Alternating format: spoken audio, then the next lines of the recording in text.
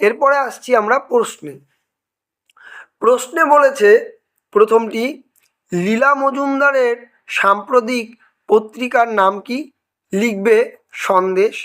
তার লেখা দুটি বইয়ের নাম লেখো। লিখবে পদি পিসির বর্মি বাক্স ও চীনে লণ্ঠন। 3 দাগে রয়েছে নিচের প্রশ্নগুলির একটি বাক্যে উত্তর দাও। প্রথমটি বলেছে নিতাইকে। লিখবে নিতাই পাঠশালার একজন ছাত্র, শম্ভুর সহপাঠী। 3-2 বলেছে সারা রাত বনের মধ্যে কেমন শব্দ শোনা হয়? লিখবে খসখস ফসফস মটমট। ফোঁস শব্দ হয় আর বাতাসের শব্দ শো শো বয়। 3 দাগে বলেছে শম্ভুর দাদু বন থেকে কি কি খুঁজে আনে? লিখবে গাছালা, ওষুধ, আঠা, মধু খুঁজে আনে।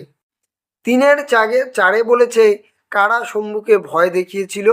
লিখবে হতুম, লক্ষ্মী প্যাঁচা গাছ, বনবিড়াল, মনসা ঝোপ, বাদুর শম্ভুকে ভয় দেখিয়েছিল।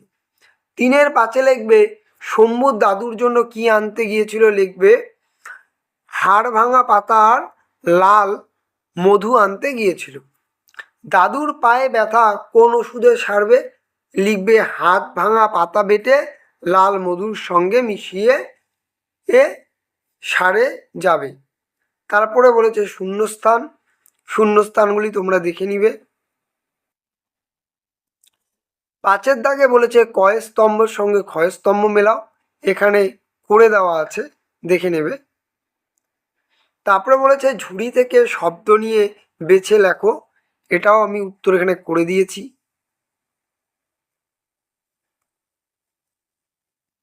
তারপরে বলেছে একই অর্থওয়ালা শব্দ খুঁজে নিয়ে লিখি ঝুড়ি থেকে।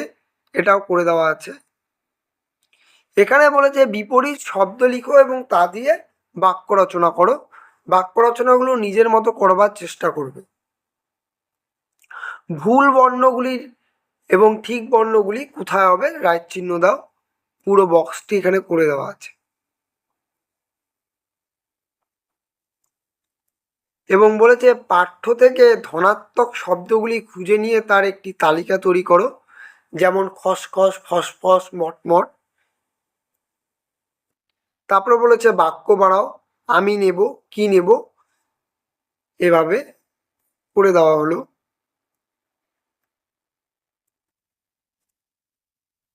নিচের বাক্যগুলিতে কর্তা, কর্ম ও ক্রিয়াপদগুলি আলাদা করি। এখানে দেখো করে দিয়েছি সুন্দরভাবে।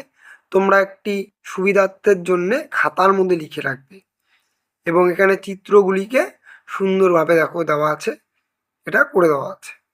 এই ছিল আজকের ভিডিও। ভিডিওটি ভালো লাগলে অবশ্যই ইউটিউব চ্যানেলটিকে সাবস্ক্রাইব করো। ফেসবুক পেজ থেকে দেখে থাকলে অবশ্যই পেজটিকে ফলো ও শেয়ার করো। চলো তবে দেখা হচ্ছে নতুন একটি ভিডিও নিয়ে। ততক্ষণ ভালো থাকবে, সুস্থ থাকবে, সর্বোপরি পড়াশোনা করবে। টাটা।